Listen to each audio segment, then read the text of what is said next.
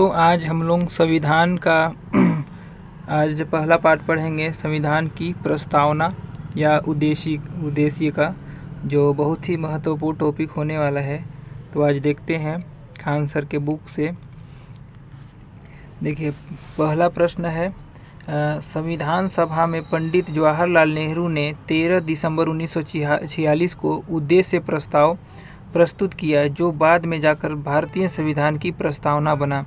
संविधान सभा में इसका कब पारित हुआ है, मतलब संविधान सभा में इसको कब पारित किया गया? तो 22 जनवरी 1947 को पारित किया गया। नेक्स्ट क्वेश्चन है, भारतीय संविधान के किस भाग को संविधान की कुंजी तथा संविधान की आत्मा कहा गया है? तो प्रस्तावना को संविधान की कुंजी या फिर संविधान की आत्मा कहा गया है। अगला प्रश्न है, भारतीय संविधान की प्रस्तावना को किसने आत्मा के नाम से संबोधित किया था? तो डॉक्टर ठाकुर प्रसाद भार्गव ने किया था। और भारतीय संविधान के किस भाग में इसके लागू होने की तिथि 26 नवंबर 1949 का उल्लेख किया गया है? तो प्रस्तावना को 26 नवंबर 1949 में उल्लेखित किया गया है। अगला प्रश्न है, देखते हैं, भारतीय संविधान के निर्माता के मन तथा आदर्शों की झलक कहाँ मिलती है? तो प्रस्तावना में मिलती है। दोस्तों, बहुत ही महत्वपूर्ण टॉपिक होने वाला है, इससे बाहर और कहीं से नहीं आएगा। ये सारा क्वेश्चन का सार दिया हुआ है इसमें। प्रस्तावना का वह प्रावधान जो सभी वयस्क नागरिकों को मतदान का अधिकार प्रदान करता है, क्या कहलाता है? प्रजातंत्र कहलाता है। अगला प्रश्न है, प्रस्तावना में उल्लेखित शब्दावली में हम भारत के लोग, वी द पीपुल, किस संविधान का अनुसरण करता है? तो संयुक्त राज्य अमेरिका के संविधान का अनुसरण करता है। अगला प्रश्न है, भारतीय संविधान की प्रस्तावना में सामाजिक, आर्थिक व राजनीतिक न्याय को कहाँ से लिया गया है? तो कहाँ से लिया गया है? 1917 की रूसी क्रांति से लिया गया है। अगला प्रश्न है, भारतीय राष्ट्रीय कांग्रेस ने किस अधिवेशन में समाजवाद के अर्थ को स्पष्ट किया था? तो क्या 1955 के अवाड़ी अधिवेशन में स्पष्ट किया था। देखिए, अगला प्रश्न है, भारतीय संविधान की प्रस्तावना के क्या उद्देश्य हैं? स्वतंत्रता, समानता एवं बंधुता का इसका प्रमुख उद्देश्य है। अगला प्रश्न है, संविधान में किसी उपबंध की अस्पष्टता होने पर भारतीय न्यायालय किसका सहारा लेते हैं? तो किसका सहारा? देखिए, संविधान में किसी उपबंध की अस्पष्टता होने पर प्रस्तावना का सहारा लेते हैं, है ना। अगला प्रश्न देखते हैं दोस्तों, क्या प्रस्ताव को न्यायालय में वैधानिक परिस्थिति लीगल स्टेटस प्राप्त है? तो नहीं, लीगल स्टेटस प्राप्त नहीं है। और सर्वोच्च न्यायालय में किस मामले में यह निर्णय दिया कि संविधान की प्रस्तावना को न्यायालय में परिवर्तित नहीं किया जा सकता? तो यूनियन इंडिया बनाम मदन गोपालवाद 1954 में।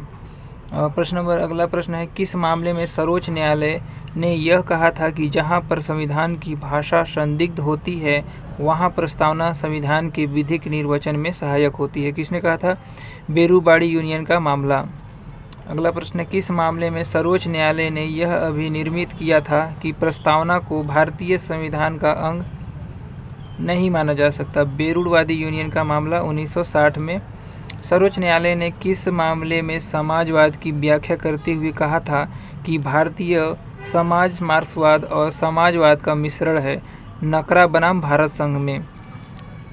अगला प्रश्न है, किसने समाजवाद का अर्थ स्पष्ट करते हुए कहा था कि हमारा उद्देश्य ऐसी योजना का निर्माण करना है जो समाज की समाजवादी संरचना पर आधारित हो, न कि समाजवाद पर? तो जवाहरलाल नेहरू ने कहा था। देखिए, अगला प्रश्न है, भारतीय संविधान की प्रस्तावना को केवल एक बार 42वें संविधान संशोधन अधिनियम 1976 द्वारा संशोधित किया गया। इस संशोधन द्वारा इसे जोड़े गए शब्द कौन थे? तो समाजवादी, पंथनिरपेक्ष और अखंड, 3 शब्द जोड़े गए थे। अगला प्रश्न है, किस मामले में भारतीय सर्वोच्च न्यायालय ने पंथनिरपेक्षता को संविधान का आधारभूत ढांचा घोषित किया था? तो बोम्मई बनाम भारत संघ 1994 में। अगला प्रश्न है, संविधान की प्रस्तावना में अनुच्छेद 368 के तहत संशोधन किया जा सकता है या नहीं? यह प्रश्न सबसे पहले किस मामले में उठा? तो केशवानंद भारतीय बनाम केरल राज्यवाद 1973 में।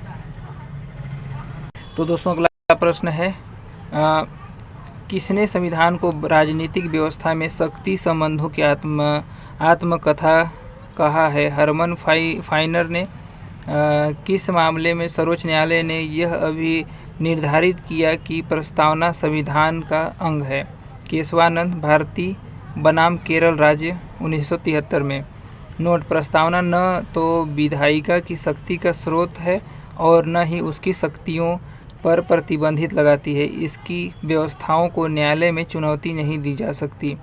अगला प्रश्न है, प्रस्तावना को संविधान का अंग माना जाता है, किंतु अब प्रस्तावना में अनुच्छेद 368 के तहत संशोधन किया जा सकता है। इसका अभी निर्धारण किस मामले में किया गया है? तो केशवानंद भारती बनाम केरल राज्य 1973 में किया गया है।